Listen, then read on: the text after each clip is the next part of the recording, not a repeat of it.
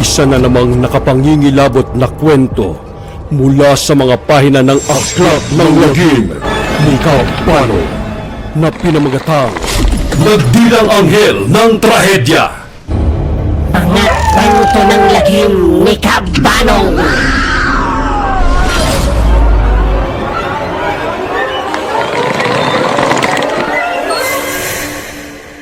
Mapagpalang araw po sa inyo, Kabanong. Ganon din po sa inyong mga giliw na tagapakinig. Ako po si Gabriela. Gusto ko sanang ibahagi ang ilan sa aking mga kakaibang karanasan nung ako ay bata pa. Marahil ay kung may katangian tayong anuman ang ating hilingin o sabihin, ay magkakatotoo, lalong-lalo na kapag humiling tayo ng mga bagay na pinapangarap natin sa buhay, ay siguradong magiging masaya tayo. Mabuti sana kung ganun ang kaso, ngunit kabaliktaran ang nangyayari. Sa maniwala man kayo o sa hindi, anuman po ang sabihin kong masama sa tao kapag ako ay galit, ay nangyayari ito. Kung kaya't noong mapagtanto ko na may sumpa ang salita ko, pinilit ko na lamang na manahimik at huwag magsalita kapag may galit ako sa isang tao. Dahil kung hindi disgrasya ang aabutin nito, ay kamatayan naman ang kanyang sasapitin. Masyado pa po akong bata noon, kung kaya't wala pa akong masyadong pakialam sa kung anuman ang mabuti at masama. Taong 2008, itong mga panahon na ito ay kasalukuyang nasa grade 3 pa lamang ako. Mahiyain akong tao, tahimik at palaging nag-iisa. Umiiwas ako sa mga kababata ko noon dahil sa madalas nila akong tuksuhin at parati nilang sinasabi sa akin na isa akong baliw sa kadahilan ng madalas nila akong makitang nagsasalita na mag-isa. Kung hindi niyo po na itatanong, mayroon rin po akong third eye noon, kung kaya't minsan ay may ilan akong nakakausap na kaluluwa na kung minsan ay halos hindi na nagkakalayo sa itsura ng buhay na tao, bagay na hindi naiintindihan ng mga tao sa paligid ko. Mayroon akong kaklase noon na madalas akong tuksuhin. Itago na lang po natin siya sa pangalang Samuel. Minsan ay sasaktan din ako nito sa pisikal, ngunit hindi ako gumaganti. Ilang beses ko na siyang pinagpapasensyahan hanggang sa dumating ang araw na napuno rin ako sa kanya. Isang araw, habang tahimik akong nagdodrawing sa isang tabi, bigla na lamang itong lumapit at hinablot ang papel na ginuguhit ko. Saka nito kinusot-kusot. Ngumiti pa ito sa akin ng nakakaloko, saka pa nito ibinato sa akin yung papel ko. Alam niyo po, Kabanong, iyong iginuhit ko ay ibibigay ko sana sa aking nanay bilang regalo dahil kaarawan nito kinabukasan. Ngunit sinira niya. Natameme ako noon at nagingit-ngit na ako sa galit habang humihikbi ng iyak hanggang sa masambit ko na lamang ang mga katagang. Hayop ka, Samuel! Mamatay ka na sana! Nang marinig niya yon, habang nakikipaglaro sa ibang mga bata, ay pinandilatan pa ako nito at nang asar pa. Lumipas lamang ang ilang araw, hindi nakapasok ng eskwelahan ng kaklase kong iyon hanggang sa nabalitaan na lang naming namatay na pala ito dahil sa pagkalunod sa dagat. Nabigla ako noon sa nabalitaan ko. Medyo naawa ako sa sinapit niya. Hindi ko pa noon sinisi ang sarili ko sa pagkamatay niya dahil baka nagkataon lang yon. Mayroon pa akong kaklase na isang babae na madalas rin akong asarin noon. Nasa isang upuan ako di kalayuan sa kanya at tinititigan ko siya noon ng masama ng palihim. Habang siya ay tumatakbong naglalaro, nagsalita ako sa mahinang boses ng mga katagang. Madapa ka sana. At lumipas lamang ang ilang segundo, ay nadapa nga ito at duguan pa ang kaliwa nitong tuhod at umiiyak dahil sa sakit. Dahil roon ay nanlaki ang aking mga mata at napatakip ako ng aking bibig. Hindi ko akalain na mangyayari kagad ang sinabi ko sa kaklase kong yun matapos kong sambitin ang mga salitang binitiwan ko. Inakala ko lang uli na baka nga nagkataon lang yun at medyo natuwa pa ako sa nangyari sa kanya dahil talagang masama ang loob ko sa taong yun. Ni hindi man lang ako makaganti ng pisikal dahil hindi ko ugaling mang iskandalo. Lagi na lang akong nananahimik at kinikimkim ang sama ng loob sa kanila. Taong 2009, nasa grade 4 naman ako noong mga panahon na ito. Mayroong iniregalo sa akin ng ninang ko na isang music box. Isang araw ay dinala ko yon sa eskwelahan at nakita yon ng aking mga kaklase. Gusto nilang hawakan ang music box ko, pero hindi ako pumayag. Kasi baka may loko-loko na namang sumira noon. Hanggang bigla na lamang itong nawala sa loob ng aking backpack. Tinanong ko silang lahat kung sino ang kumuha at nagtago nun, pero hindi raw nila alam.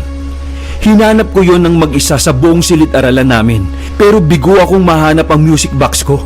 Sa huli ay umupo na lamang ako sa upuan ko habang umiiyak. Matapos ay tiningnan ko isa-isa ang mga kaklase ko, sabay wika ng pabulong.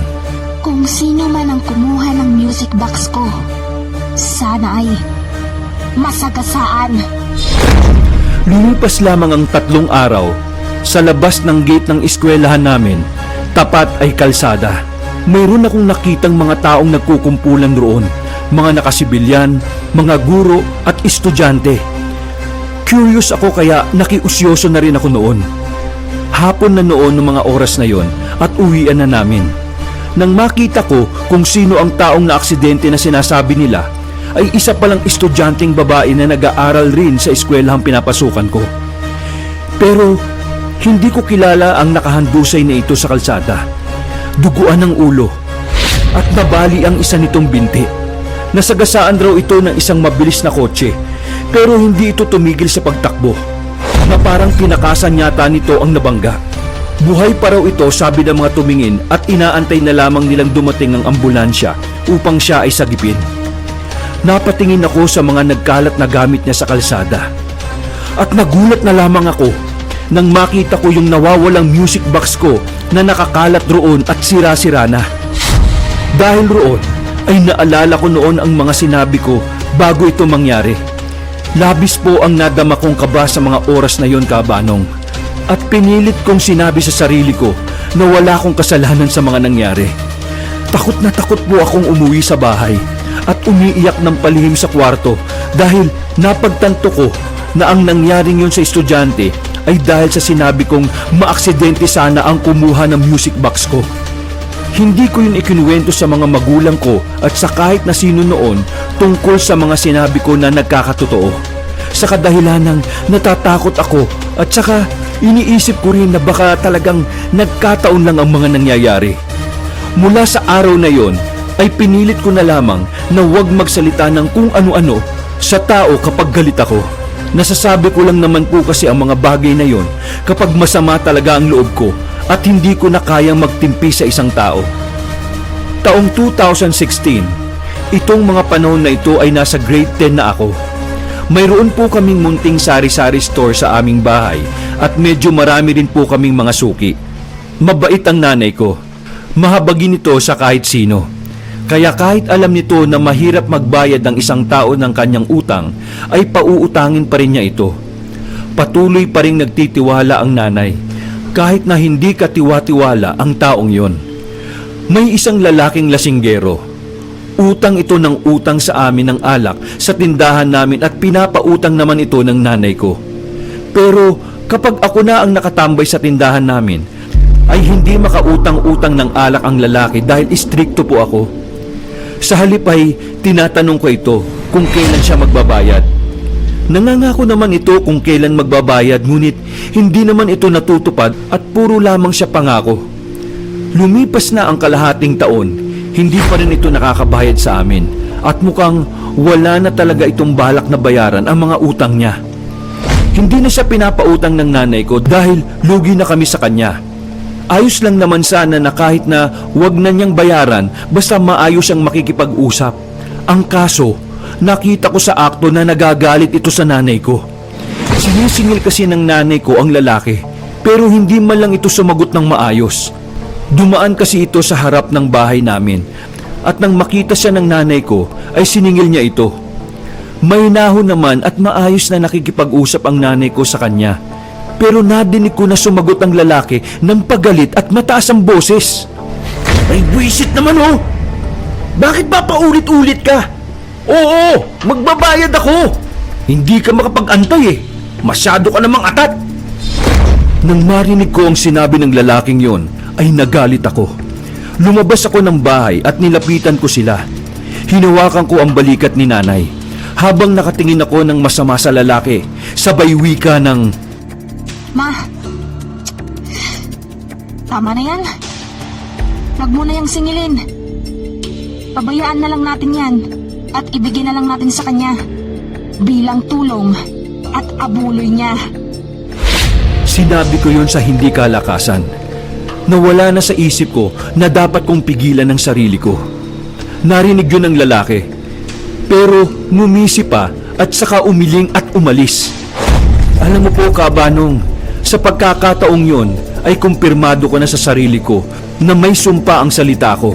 At kailangan ko po talagang pigilan ang aking sarili at huwag magpadala sa emosyon. Dahil namatay rin ang lalaking sinabihan ko noon, makalipas ng 3 araw. Sobra po akong nakukonsensya at hindi ko naman po talagang gustong mapahamak ang kahit sino, kahit na masama pa ang nagawa niya sa akin. Ang kaso po, gaya po ng ibang mga tao, kapag galit na galit, ay nakakapagbitiw rin ng mga salitang hindi mabuti para sa taong kinaiinisan nila. At ganun po ako, Kabanong. Mabuti naman po akong tao, ngunit hindi ko lang po gusto ang inaabuso at inaapi ng kahit na sino. Naisip ko pa nga noon na baka may dugo po ako ng isang mangkukulam. At naitanong ko nga po ito sa mga magulang ko kung meron. Pero pinagalitan lang po ako noon. At sinabi nila na wala kahit sino sa pamilya namin ang may alam sa pangungulam. Mabuti po ang pamilya ko, Kabanong. Hindi ko lang po alam kung bakit po may kakayahan akong magpahamak ng isang tao sa isang salita. Bukod sa nakakakita ako ng mga nilalang na hindi nakikita ng normal na tao. Yun na po ang huling beses na may pumanaw ng dahil lamang sa mga binitiwang kong salita. Dahil pinipilit ko pong magtimpi at hindi nagpapadala sa galit at sama ng loob. Mas nilakasan ko po ang pananalig sa Panginoon. At minabuti ko na lamang pong manalangin sa Diyos at ipaubaya na lamang sa Kanya ang lahat ng aking hinanakit sa mga taong nagbibigay pasakit sa aking kalooban.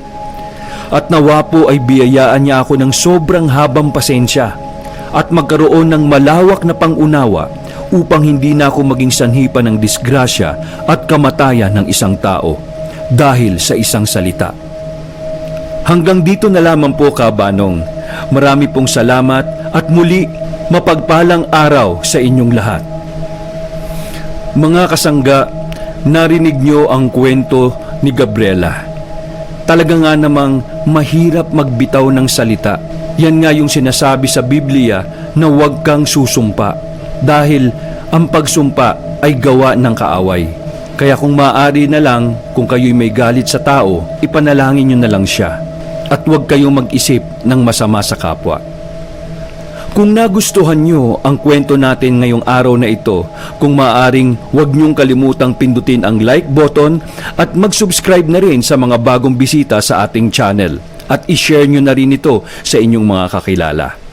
Shoutout tayo sa mga bagong subscribers at mga nag-comment nung nakaraang video. Sila ay sina Leila G ng Sarol Family from Bagong Silang, North Caloocan City, Angelo Candelaria, ang manlalakbay na manunulat ni Sir Giovanni Pido, Dory Solis, Jmar Villarmino, Black Maria, and si Sir Barry Barrera ng Ang Sundo Horror Stories, ang tinig ni Gabriela, Reigns Archive PH, Amihan Grande, Yolanda Gintivano, Andy Spad, Jules Obenza, Recazali Pace, Krish Ann N. Velasquez, Shyla Hart, Aldifor 76, Nika Urbano, Abel Valdorea, Jeric Diaz, Jeremy Magpayo, Jasmine Ayesha Maige, Najib Haji Ali, Rose Andula, Rachel Aguilar, Saria Abish Barberan, Eddie M. Mori, Marie, Virtual Ranker Social Media Specialist, Oscar Meneses, Army Boy AGB, Leonardo Manalo, Tess Watanabe,